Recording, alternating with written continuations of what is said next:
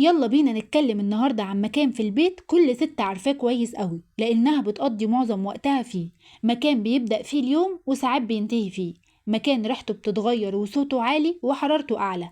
المكان ده هو المطبخ. المطبخ اللي المفروض يبقى قلب البيت بقى ساحة معركة بنعيشها كل يوم. صوت الأطباق وريحة البصل والطبخ والتنظيف والتعب كل ده وانتي واقفة لوحدك. بس لحظة كده، هو لازم المطبخ يكون بالشكل ده؟ لازم يكون المكان اللي بنكرهه وبنستنزف فيه نفسنا، ولا ممكن نرجع له روحه ونخليه مساحة راحة؟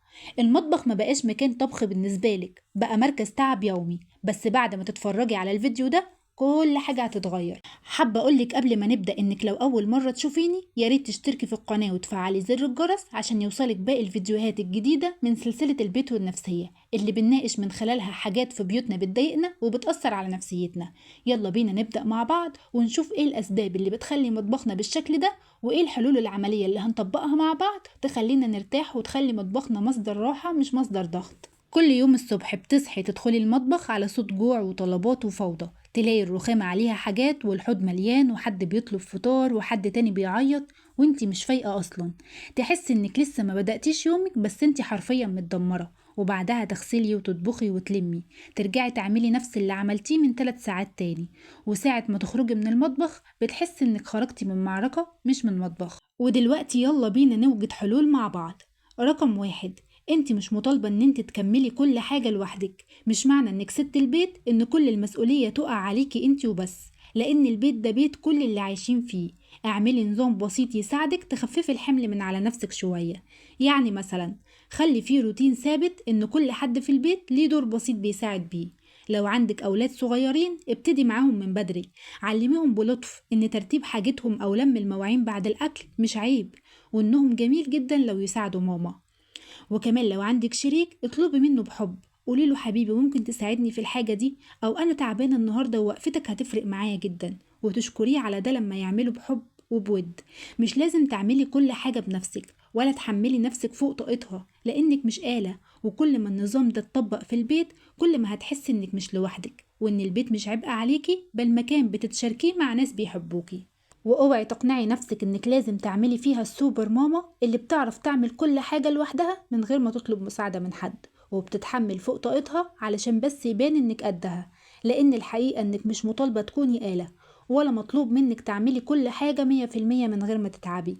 اللي بيحصل بعد كده انك بتتراكم جواكي مشاعر الزعل والخذلان، وتيجي في يوم تقفلي من كل حاجة وتحسي انك مش قادرة ومش طايقة البيت وملكيش نفس تعملي اي حاجة. وكل ده بدأ من لحظة ما صدقتي فيها إنه طلب المساعدة ضعف، وإن الراحة رفاهية ومش من حقك. والحقيقة إنك تستحقي تكوني مرتاحة، وتستحقي حد يشاركك، وتستحقي تعيشي من غير ما تبقي شايلة الدنيا كلها على كتفك. مش لازم تكسبي رضا الناس وتخسري نفسك. خدي بالك من نفسك واطلبي المساعدة من غير ما تبرري. اللي بيحبك بجد هيساعدك من قلبه، مش منة وفضل بل مشاركة وحب. رقم 2، رتبي مطبخك على ذوقك انتي. سيبك من الصور اللي على السوشيال ميديا وركزي انتي بتحبي ايه. بتحبي الالوان الهادية؟ بتحبي الكراكيب تختفي ولا بتحبي كل حاجة تبقى ظاهرة قدامك؟ بتحبي الصوت ولا الهدوء؟ اعملي مطبخك على ذوقك، لانه مش استوديو تصوير، ده مكانك اليومي اللي بتقضي معظم وقتك فيه. رقم 3، حاولي تشغلي عقلك بحاجة مفيدة وانتي بتشتغلي في المطبخ. كل مرة تدخلي المطبخ شغلي قرآن، اسمعي بودكاست يفيدك، أو حتى فيديوهات تحفزك. ممكن كمان تسمعي برامج دينية. ده بتعمليه علشان تشغلي عقلك وانت شغالة، بدل ما يبقى عقلك مشغول بالضغط والتراكمات اللي موجودة في المطبخ. وممكن كمان تعملي مشروب بتحبيه وتخليه جنبك وانت شغالة. كلها حاجات بسيطة جدا بس بتغير الجو كله حواليكي وانت بتعملي شغل المطبخ. رقم 4، اختصري المجهود بالتنظيم الذكي. يعني ايه؟ يعني المواعين تتغسل أول بأول، ما تسيبهاش تتراكم عليكي، وكل حاجة تحطيها في مكانها بعد الاستخدام على طول. وإنك تخصصي يوم في الأسبوع تعملي فيه تجهيزات، تتبلي تفرزي تنظمي التلاجة. وكمان ممكن تشتري حاجات تسهل عليكي تنظيم المطبخ، منظمات رفوف حوامل. كل دقيقة توفريها بتساوي راحة عليكي. ودلوقتي تعالي أقولك على أفكار ذكية لتنظيم المطبخ وخلق مساحة راحة نفسية جواه. رقم 1، خلي كل حاجة ليها مكانها وكل حاجة ليها وظيفة. يعني إيه؟ يعني خصصي أدراج، واحد للمعالق، واحد مثلا للأكياس والتوابل. استخدمي صناديق شفافة أو سلات صغيرة لتنظيم الرفوف. علقي أرفف أو حوامل على الحيطان لو المساحة عندك صغيرة. كل ما تقللي الفوضى البصرية يزيد الإحساس بالراحة. رقم 2، التوابل رتبيها كأنها تحف. استخدمي برطمانات شبه بعض بحجم مناسب، حطيهم في درج دوار أو في رف يكون قريب لاستخدامك على طول، وبعد ما تستخدميهم ترجعيهم في مكانهم على طول.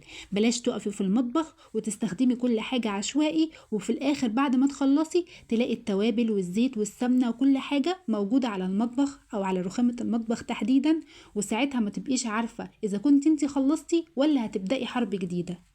الترتيب البسيط ده بيخليكي مبسوطة كل مرة تدخلي فيها المطبخ. رقم 3، الحوض نقطة البداية للراحة. خليه دايما فاضي أو على الأقل مش متكدس. احرصي تغسلي الحاجات أول بأول، مش لازم تستني لما تتراكم عليكي. حطي صابون شكله حلو وليفة نظيفة بيساوي راحة نفسية. رقم 4، ضيفي لمسة حلوة في مطبخك. زرعة صغيرة جنب الشباك أو فوق الرخامة، شمعة بريحة انتي بتحبيها، كارت صغير مكتوب عليه ان انتي شاطرة أو ان بيتك جنتك. كل دي حاجات بسيطة ومش مكلفة بس هتفرق معاكي جدا في راحتك النفسية وانتي جوه المطبخ. رقم 5، هنعمل مع بعض روتين أسبوع للتنظيم العميق. كل يوم ركن بسيط، مثلا يوم السبت ترتيب التوابل، يوم الحد درج العلب. مرة كل أسبوع امسحي الرخامة كويس وامسحي الأرضيات. افرزي التلاجة وخزني الحاجات اللي بتترمي من غير ما بتاخدي بالك. رقم 6، نظمي التلاجة علشان ترتاحي وقت الطبخ. استخدمي صناديق بلاستيك شفافة لتجميع الأكل. خصصي رف لكل حاجة، مثلا رف الحاجات الفطار، رف للخضار، وياريت كمان لو تمسحيها مرة أسبوعيا. رقم 7، خلي المطبخ مساحة بتحبي تقعدي فيها. زي ما قلتلك شغلي قرآن، اسمعي بودكاست، علقي كروت تحفيزية أو أدعية صغيرة. لو عندك مساحة في المطبخ ممكن تعملي ركن خاص بيكي فيه كرسي، لو حسيتي بالتعب ترتاحي شوية. رقم 8، رتبي الحاجات اللي بتعمل فوضى في المطبخ مع إنها بسيطة. اعملي منظم بلاستيك حطي فيه الحاجات دي زي الأكياس الفوط، استخدميه كأنك زودتي رف جديد بدون ما تاخدي مساحة من المطبخ. رقم 9، العلب مش لازم تكون كتيرة بس لازم تكون ذكية وعملية. لمي كل العلب اللي ملهاش غطا وتخلصي منها. اشتري مجموعة واحدة شكلها شبه بعض يوحد عندك المظهر. اكتبي على كل علبة محتواها ايه علشان تسهلي على نفسك الاستخدام بعد كده. رقم 10، فكري دايما انك تستاهلي ترتاحي حتى في المطبخ. المطبخ مكان مهم في يومك بس مش مفروض يكون مصدر خنقة. لما تنظميه لنفسك بتحبي تقضي وقتك فيه، لما تريحي عينك ودماغك بتطلعي من المطبخ مرتاحة مش مهدودة. وفي النهاية المطبخ مش لازم يكون فخم ولا مليان حاجات غالية. الراحة مش في الرخام ولا في الأجهزة الكبيرة. الراحة الحقيقية في إن كل حاجة تكون مكانها، وفي إنك ترضي بمساحتك وتخلقي منها ركن حلو يشبهك.